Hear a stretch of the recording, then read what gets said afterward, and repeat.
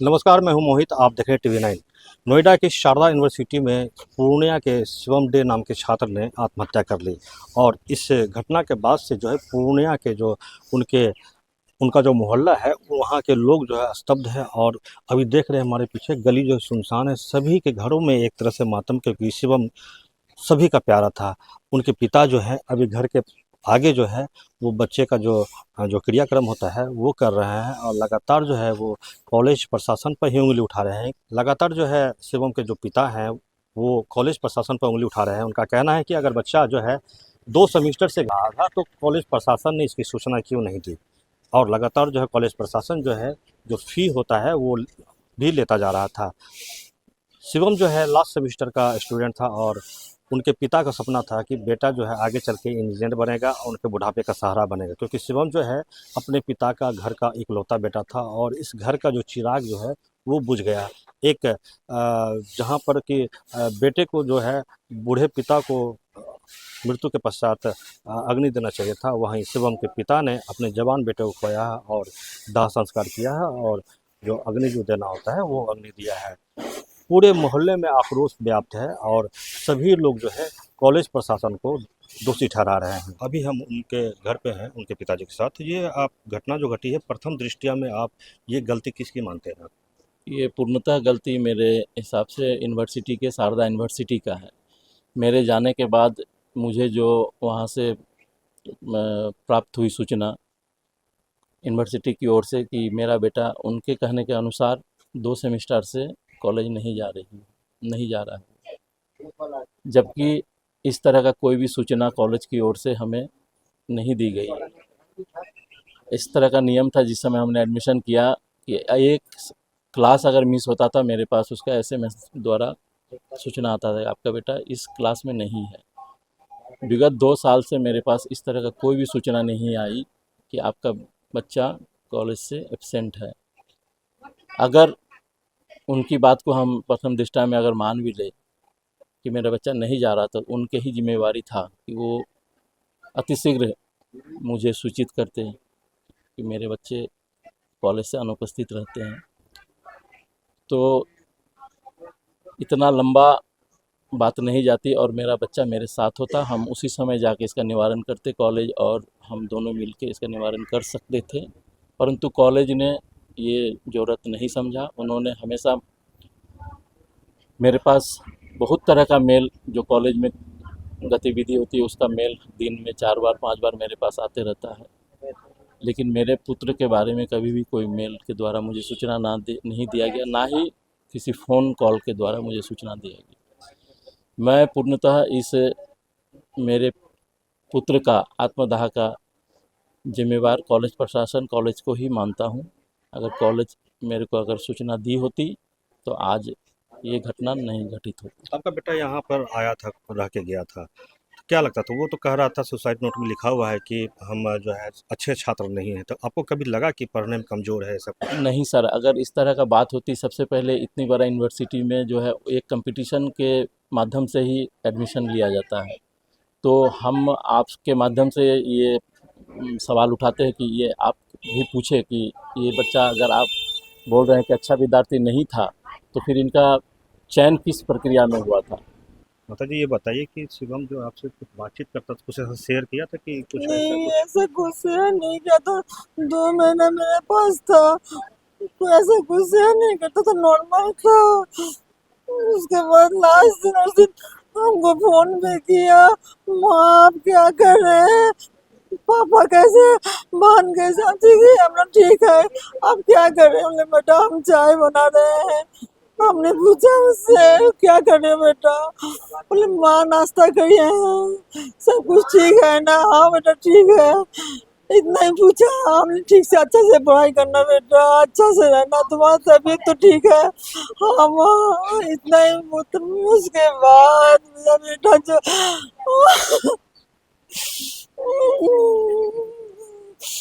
पढ़ाई लिखाई में कैसा था शिवम बच्चा बचपन से? बचपन में तो विजेंद्रा में पढ़ा था, वो तो फर्स्ट डिवीजन से मैट्रिक भी पास किया। पहले सिन्हा पब्लिक में था, सिन्हा पब्लिक में 8 तक पढ़ा, उसके बाद विजेंद्रा में एक एक बार उस मैट्रिक का फर्स्ट डिवीजन से पास किया। उसके बाद यहाँ का ऑनलाइन कॉलेज भी किया था। उसके बाद तुमको पापा बोले जब साइंस में लेके पढ़ो, तो उसके बाद कंप्यूटर साइंस लेके नोएडा में भेज दिया, शारदा यूनिवर्सिटी में। उसको 1 साल से डिप्रेशन था, हम लोग को कुछ नहीं पता चल रहा किस कारण। कोई चर्चा वगैरह नहीं करता था? हमसे पढ़ा से कोई हम उसके पापा भी पूछते थे बेटा सब ठीक है ना, कोई दिक्कत तो नहीं है? नहीं पापा सब ठीक है, कुछ शेयर नहीं करता था हम लोग से। कुछ दिन पहले घर आया था, कुछ चर्चा वगैरह बाहर जो गए कुछ एक्टिविटी उसका देखते थे जो घूमने के लिए गए थे? सर वो बहुत शांत किस्म का लड़का था, बात जो बहुत कम बोलता था, जितना पूछते थे उतना ही। एक तो होता ना लड़का लोग बहुत फ्री हालचाल, वो बहुत बचपन से ही सब शांत किस्म का लड़का था, जितना बोला जाएगा उतना का ही जवाब देगा, उसके बाद नहीं, जितना पूछते थे उतना ही। क्या लगता है किसका लापरवाही है? पता नहीं, कॉलेज को तो हम तो कॉलेज का ही दोष देंगे।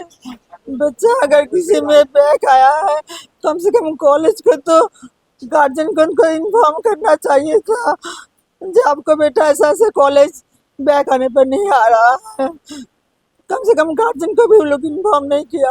आज तो मेरा बच्चा बढ़ जाता, उसके बाद वहाँ से तो लेके चले आते हैं, ठीक है तुम कुछ नहीं हो रहा है, ठीक है तुम घर चलो, दूसरा और कुछ कर लेते हैं जो उसको मन में सके नहीं हो रहा।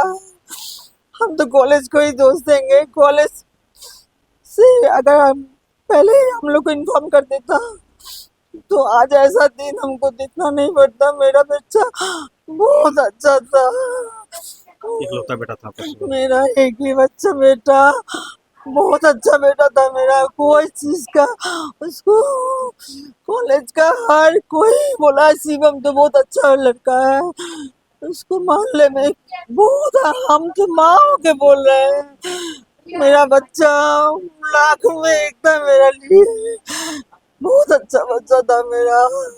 इन्होंने इतना बड़ा कॉलेज खोला है, आयो दिन इनके कॉलेज में सुसाइड कर रहे हैं बच्चे, इनकी क्या जिम्मेवारी है? पेरेंट्स से इन लोगों ने फीस लिया है, पेरेंट्स को बता नहीं रहे कि 1 साल से आपका बच्चा नहीं आ रहा है। हम इतना ही चाहते हैं उनसे कि हमें ये बताए कि इनका जिम्मेवारी क्या है बस। और मोदी जी से और जोगी जी से भी ये पूछना चाहते हैं, आप ये सब आप काटोगे नहीं, आपको सब दिखाना है, बिल्कुल बिल्कुल। आप सब दिखाओगे। हमारा बच्चा चला गया, हमारा भाई का अकेला बेटा था, कहाँ आज बच्चा इसका क्रियाक्रम करता आज उसका बाप कर रहा है। तो सोचिए कि इस बाप के दिल में क्या जा रहा है और हम लोग के दिल में क्या है। हम सरकार से बस इतना ही पूछना चाहते हैं कि वो कॉलेज का क्या जिम्मेवारी था, बच्चे के ऊपर क्या जिम्मेवारी होता है, इन्होंने क्या किया है, क्या किया एक बच्चे के लिए, उन्होंने क्या करते हैं। आज 1 महीना पहले एक लड़की सुसाइड करी है, आयो दिन होता है। हम लोग कॉलेज में गए, हमको निकाल दिया वहाँ से, हमें निकाल के वो बाहर कर दिया, उसके बाद दोबारा घुसने नहीं दिया कॉलेज के अंदर। हम तो कॉलेज को छोड़ेंगे नहीं, हमें पैसे से क्या करना है, अभी अभी पैसा देने से हमें क्या करना है, हमारा बच्चा दे दे, बच्चा दे सकता ही है। हम यही पूछना चाहते हैं जोगी जी से और मोदी जी से। कॉलेज गए तो कॉलेज हम प्रशासन से कॉलेज कोई गए, बातचीत हुई कुछ? प्रशासन से तो अंदर वो लोग गए थे, हम लोगों को बाहर लेके आ गए। हम सोच रहे थे हमारे हेल्प करने के लिए आए होंगे पुलिस वाले, वो कह रहे हम लोग कॉलेज वाले ही है। फिर हम लोगों को अंदर से बाहर कर दिया, फिर कुछ सुना ही नहीं, सब दबा रही है लोग अंदर ही अंदर। पुलिस का क्या रवैया था जब वहाँ पहुंचे? पुलिस वाले भी सहयोग किया आप लोगों का? क्या सहयोग किया, वो कह रहे कॉलेज में यही सब होता है, आजकल बच्चे यही कर रहे हैं, भले बच्चों का आजकल कुछ बोल नहीं सकता है, पुलिस भी उनके हाथ में ही है, पुलिस भी उनके हाथ में है। लगातार बिहार का बच्चा जो है बाहर जो है इस तरह की घटना कर रहा है, क्या लगता है, क्या कहना चाहोगे? ये सब बड़े बड़े कॉलेज यूनिवर्सिटी खोल लेता है पैसा के जोर पे और सबको शोषण कर रहा है। एक तो बिहार गरीब प्रदेश है, उसका बच्चा यहाँ से पढ़ने जाता है बहुत कष्ट से, और सबका वहाँ शोषण होता है। आए दिन वो मरा, पिछले 2 साल पहले सिमराही के 2 बच्चे आत्महत्या कर लिए कोटा में।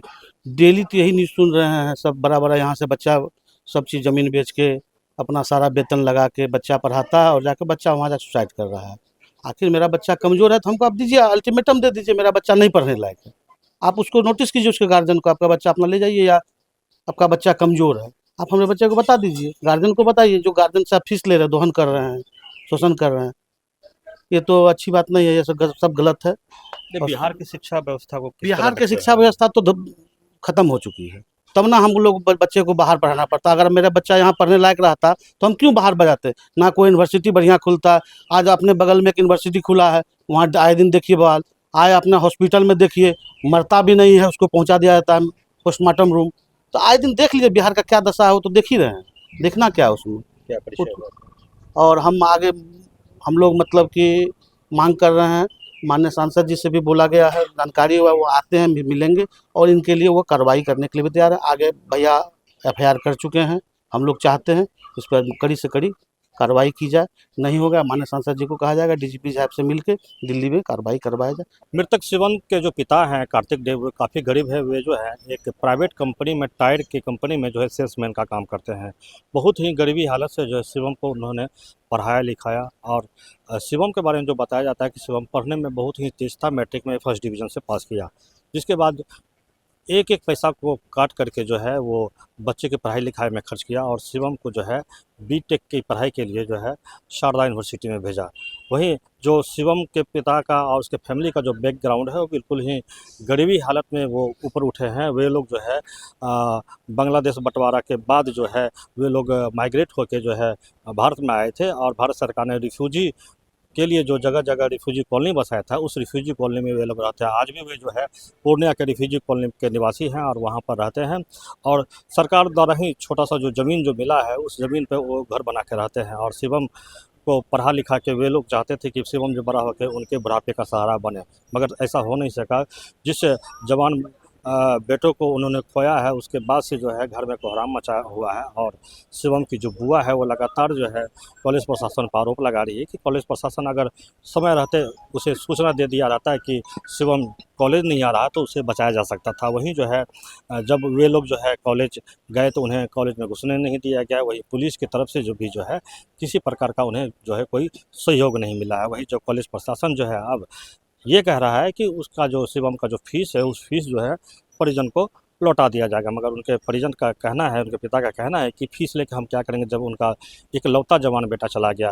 क्योंकि शिवम जो है घर में, जो शिवम है वो एक भाई और एक बहन से था। भाई अब तो वो शिवम रहा नहीं, सिर्फ एक बहन है जो अभी छोटी है। तो पिता जो है उनका रो रो के, माँ का जो है रो रो के बुरा हाल है। क्योंकि पिता ने एक लोन लिया था स्टूडेंट क्रेडिट कार्ड के माध्यम से, जो है उनकी पढ़ाई लिखाई हो रही थी।